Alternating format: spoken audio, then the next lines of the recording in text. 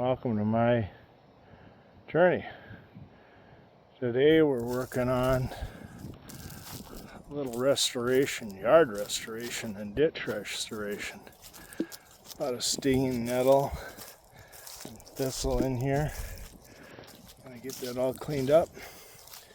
Had a frost, so that should take care of any native things. Should be dormant by now.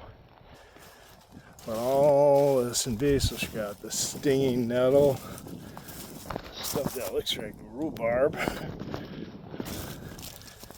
and Canadian thistle and bull thistle.